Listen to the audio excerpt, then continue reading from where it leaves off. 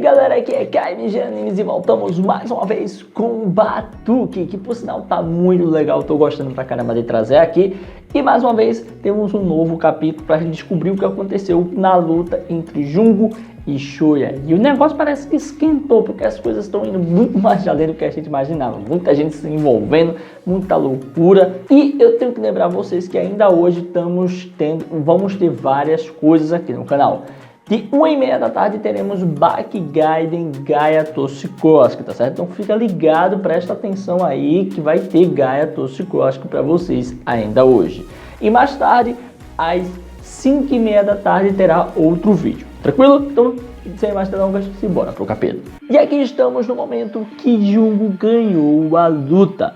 Ele até mesmo fica de pé e já começa a interrogar, perguntando, né, por que ele estava atrás da Ichi. E assim, quando o garoto vai falar, vemos que alguém começa a bater palmas e até mesmo falar que a luta era muito legal.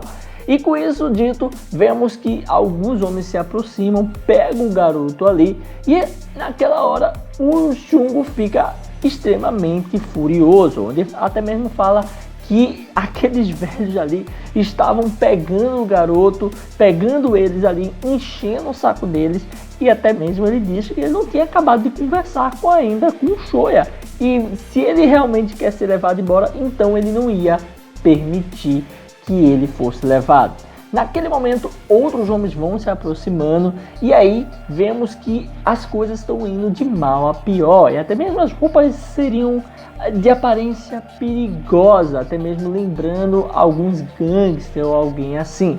E aí vemos que o que estava batendo palma acaba de se apresentando, dizendo que seu nome é Mitsuhashi e ele poderia dizer que alguém que usa o cérebro para lutar é alguém interessante, e até fala que se ele é capaz de analisar a situação como ele está prevendo, ele iria entender que ele só tinha um problema com aquele garoto, e se ele se intrometesse, a garota poderia acabar se machucando, e assim começaria uma briga ali. E quando ele fala isso, o Jungo acaba entendendo o recado, mas o Shoya fala que pede desculpa e não estava nem mesmo desprezando a capoeira dele. Com isso dito, as coisas mudam, o tempo passa, vemos um carro de luxo e lá dentro do carro estava Jungo, onde até mesmo o garoto começa a chamar ele de burro, né? Porque ele foi junto com ele e essa situação foi instaurada de uma forma bem absurda, onde até mesmo o cara que estava ali levando eles acaba dizendo que ele era bem interessante, né? E é aí que Jungo começa a falar com o Shoya dizendo que não era para ele entender mal, ele apenas queria que ele explicasse tudo que ele sabia sobre a Itiri, né? E assim ele acaba explicando que um tempo atrás foi perseguido por dois bandidos, então deu uma surra neles, né? E até mesmo sentiu que estava alguma coisa errada com eles ali, mas no final das contas ele estava na frente da loja de um cara estranho que se chamava BJ. Onde até mesmo depois de explicado tudo isso, vemos que o cara começa a interromper a conversa dele, né? E fala que os dois que foram espancados pelo garoto ali era da gangue dele. E assim, eles já acabaram procurando pelo Shoya, então as coisas entraram nessa complicação. E aí que mais uma vez o Jungo começa a perguntar o que isso tinha a ver com a Ichi. E aí ele explica que o BJ apareceu, e no que apareceu ele fala que o BJ ele tinha uma gravação daquele vídeo e não queria que vazasse, e com isso ele tinha que derrotar uma artista marcial chamada Ichi.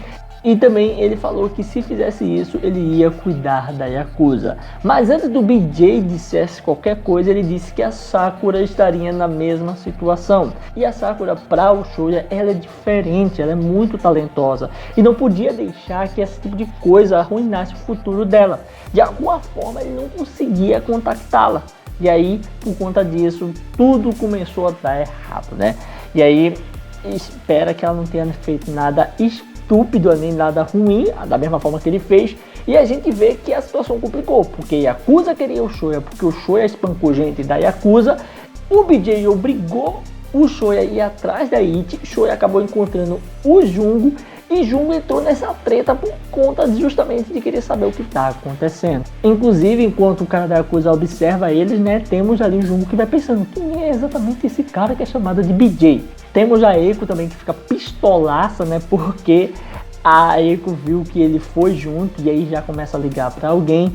E no final das contas vamos para outro local, né, para, no caso, a casa Mitsuyo, onde lá na casa Mitsuyo temos ali alguém falando, né, falando com sua mãe que morreu, falando, né, que agradece por ela ter trazido luz a um velho fraco como ele, mas ao mesmo tempo tem algumas coisas se falando sobre o Souzuki, que começou a falar com algumas pessoas, parece que está ficando mais enérgico, mais empolgado, e até mesmo fala coisas sobre karatê, aikido, e ele odeia os negócios da família. E disse que sempre sofreu bullying na escola. Então nunca falou sobre isso. Ele entendeu mal. Ter masculinidade é um coração terno. E nisso que o negócio da família depende, né? E aí ele fala que espera que ele entenda o valor disso algum dia. E de repente chega lá um homem trazendo todos aqueles que foram capturados, né? Então no final das contas, vemos que esse homem que estava ali, né, que é o Soda Mitsuo, ele recebe os dois, né, onde até mesmo grita, né, dizendo que era o casal que tinha acabado com os membros ali e mandou eles para o hospital, mas quando ele olha que ele até tira, né, no meio dos dois para assustar os dois, ele acaba gritando que são dois homens ali. E aí o seu subordinado explica que eles não são realmente o casal, apenas um faz parte ali. Eles até mesmo tinham se conhecido numa briga. E aí o chefão começa a falar, né, que queria acabar com tudo logo, resolver isso logo. E até mesmo vemos que o Shoya começa ali meio que lagrimejar, né, pensando, pô, tô envolvendo outro cara, velho. Tá ruim pra caramba, velho. E ali o homem pegando a mão do garoto fala, né, você pensou que a gente ia te dar um sustinho, mas não é assim que funciona. E até mesmo falou que os Yakuzas parecem estar ficando mole hoje em dia, mas não, eles nunca fariam mal numa criança. Aí é que se engana, né? Porque eles levam a reputação deles a sério e queria esclarecer tudo ali para ele que a punição vale também para Sakura-chan, né? Que também ali estava na situação. E aí que, no caso, né, o Jungo se intromete dizendo que só era uma briga. E como isso que foi só uma briguinha, ambos os lados estariam errados. Então, se ambos os lados estão errados, não tem por que estar cortando ali o dedo do garoto. E até mesmo pergunta se isso não tinha a ver de algo quando alguém queria sair da gangue. E até mesmo o Jungo chega a dizer que ele poderia lutar com esses dois caras ali que estavam perto dele. E ouvir aquilo, o cara começa a rir bastante, dizendo que Jungo era um cara incrível. E enquanto tá tudo rolando, também tem Shoya que tá pensando ali positivamente, dizendo que vai conseguir fazer aquilo, que vai perder o dedo ali, não tem nada que ele poderia fazer. E no meio dessa loucura toda, ele muda de opinião e vai tentar matar o chefe. E o que ele faz? Ele tentar esfaqueá-lo, depois tentar atirar nele e nada acontece. Até o chefe chega a dizer, né, que infelizmente facas e armas não iriam funcionar com ele ali. O garoto fica extremamente assustado e é aí que voltamos mais uma vez, porque vemos que quem está chegando é a Ichiri, a Eiko e a Sakura. As coisas se complicaram bastante, onde até mesmo, né, a Eiko começa a pensar se eles estariam ali. A Ichi também diz que provavelmente estavam lá e o celular do Jungo mostrava aquela localização. E também acontecia a mesma coisa com o telefone do chamado Shoya, né, que era o namorado aí da Sakura. E aí vemos mais uma vez um cara rindo pra caramba, dizendo que não se deveriam se meter com o covarde, que nunca revidam, ele está na frente deles. E lembre-se que ele não se curvava a nenhuma ameaça. E com isso, vemos que o cara acaba dizendo que aquilo era bem convincente. E esse ferro teria sido preenchido com pólvora, com antecedência. Afinal, o trabalho dele de areia era assustar as pessoas. No entanto, o Jungo já tinha recuperado a compostura rapidamente, né? O Jungo até mesmo fala, né, que poderia dizer que o cheiro ali era um pouco antinatural, já que ele passou alguns países no exterior e viu bastante gente com armas e disparando, né? Ele tá falando do Brasil, Peru e esses lugares assim. E é aí que vemos que o chefão começa a falar o seguinte, que ele leva muito a sério os laços entre as pessoas. Lutar geralmente causa laços negativos, porém, também existem alguns bons laços criados pela luta. E ele estava preocupado com o rival em si, com quem tinha acabado de lutar, e se destacou para distrair os inimigos dele. E assim diz que Jungo teria um talento não ortodoxo e permitiria que eles dois se juntassem a Mitsugumi, a Yakuza, e diz que daquele momento em diante eles seriam Yakuzas. E assim o jogo já começa a dizer que não vai ser um Yakuza, que não vai fazer aquilo, mas o cara não leva isso de uma forma boa e vai com tudo, bota a faca ali no pescoço dele e diz que não está brincando e nem está ameaçando. Porém, nesse meio segundo, aí te mete o pé na faca, tira ali da mão do chefe, já chega pra porradaria. Todo mundo fica em pânico, o casal já se abraça, Jungo não sabe o que está acontecendo, até mesmo acha estranha aquela roupa ali, mas ela explica, né, que o uniforme dela ter sido rasgado, por isso que estava vestindo aquilo.